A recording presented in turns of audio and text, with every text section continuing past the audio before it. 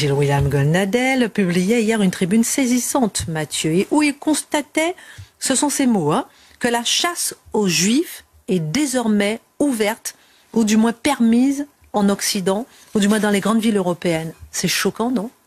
C'est le moins qu'on puisse dire, et pourtant c'est un constat qu'on fait depuis 20 ans. Mais on l'a fait d'abord en un lieu, on disait que c'est un fait divers, ça comptait pas vraiment, rappelez-vous, on l'a souvent mentionné sur les travaux de Georges Bensoussan, qui avait noté qu'en certains territoires de la nation, les Juifs n'étaient plus les bienvenus et fuyaient. Donc c'était soit l'Alia en Israël, ou alors c'était l'Alia dans d'autres parties du territoire national où ils ne devaient plus vivre en rasant les murs, en ayant peur pour leur vie.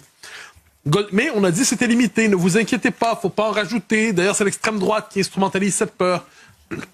Ensuite, Goldnadel nous dit un discours antisémite s'est normalisé dans les universités. Et c'est normalisé, on en a parlé il y a un instant, dans la société en général. Et là, il y a une étape de plus qui a été franchie, c'est que c'est plus simplement certains territoires où les Juifs étaient condamnés finalement à vivre dissimulés. Ce qui s'est passé à Londres ces derniers temps, Marc en a déjà parlé, c'est une manifestation massive où les islamistes sont emparés de la ville et disent « mort aux Juifs ». C'est quand même, on n'est pas dans l'ambiguïté là, on n'est pas dans la volonté de dissimuler de mauvaises intentions. On les revendique, dire mort aux Juifs sans gêne dans la rue à Londres, comme on le voit aujourd'hui, parce qu'une journaliste britannique avait surnommé il fut un temps Londonistan. Eh bien, Londres est une ville conquise. Londres est une ville conquise. Si vous pouvez vous promener comme ça dans la ville, vous comprenez, si vous êtes juif, que vous n'êtes plus le bienvenu dans cette ville. D'ailleurs, le Télégraphe, le Daily Telegraph, le 8 mars, l'a présenté, Londres, une ville aujourd'hui interdite aux Juifs.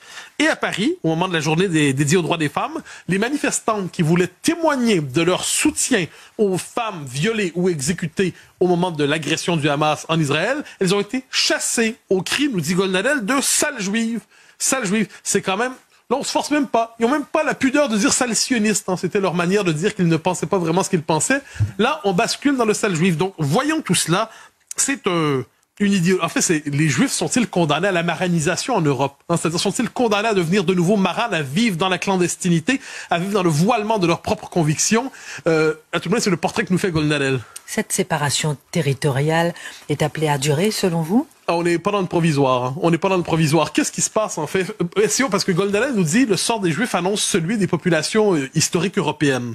C'est le canari dans les circonstances. Et qu'est-ce qu'on voit? L'Europe si ça se poursuit, rien n'est fatal.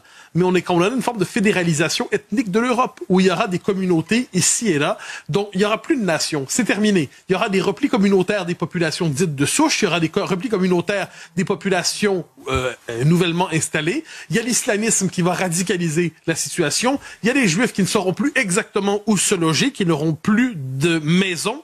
Libanisation, brésilianisation, américanisation, les concepts se sont multipliés ces dernières années pour décrire cette fragmentation totale. Et Goldnadel, écrivant, ne semble pas particulièrement optimiste et nous sommes obligés de lui donner raison. Quelle tristesse en tout cas.